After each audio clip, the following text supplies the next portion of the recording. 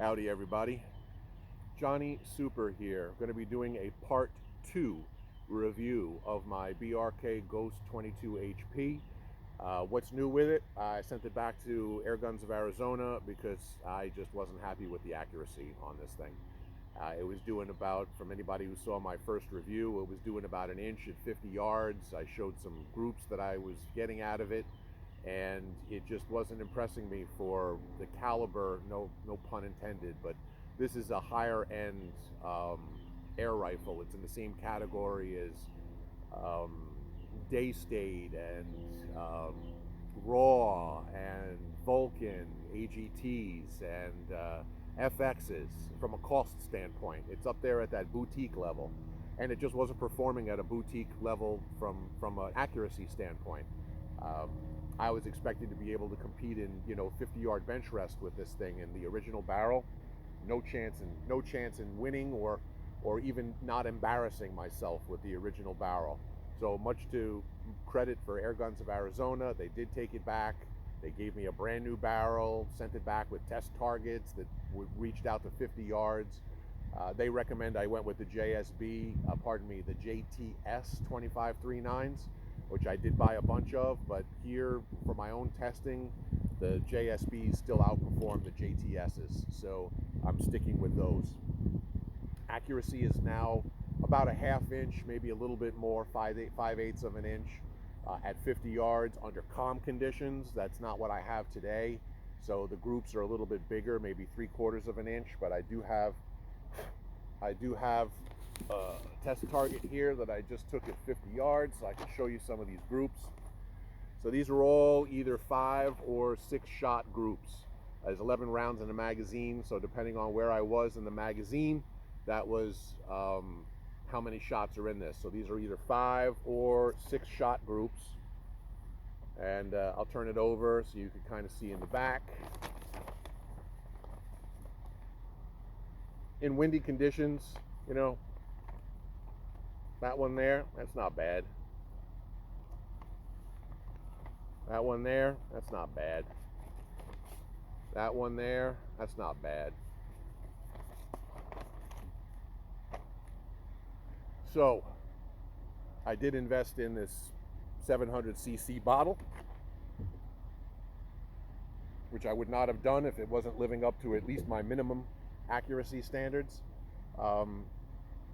It's not the absolute tack driver that I was hoping for. Again, I would still go with the Vulcan 3 or a Raw if extreme accuracy is what you're after. But from a functionality standpoint, this gun is flawless. The action is butter smooth. The magazines work very well, although they do cost $110 each, which is ridiculous it has no plastic in it. It's all CNC, and it's got, your fancy fancy magnets on the bottom. And the claim to fame for this gun is that, you can take the magazines and you can basically load one into each side of the gun, and then you just push one over when the one is empty. So you're basically walking around with 22 rounds ready to go if you're hunting. I do get 99 full power shots on a hammer spring of 3 at 910, 915 feet a second with the JSB 2539 Monster redesigns. And I would say that it's now at least meeting my minimum standards for accuracy. So I still would go with a Raw. I still would go with a Vulcan 3 if I could go all the way back to when I pulled the trigger, no pun intended, on this thing. I would rather have bought one of those two, but at least now I don't look at the gun and have that feeling of disappointment that I did before AOA changed out the barrel. So I would, my original rating, I might have given it a 7 out of 10, 7.5 out of 10, because functionality wise, it's beautiful, it's ergonomic, I think it's a good looking gun, but accuracy wise, which is where everybody wants to be with their guns, originally it wasn't living up to my expectations. Now that it has the new barrel on it, I would say it's an 8.3, 8.4 out of 10. Not quite as accurate as I would like. and maybe it'll impress me when I find the ideal condition, or if I ever get an opportunity to shoot inside at 50 yards, which I don't have. I can only shoot at 25 yards inside, and that's too close of a distance for a high power gun like this one to try to give any accuracy indications. It'll shoot a decent group at 25 yards with a bunch of different pellets.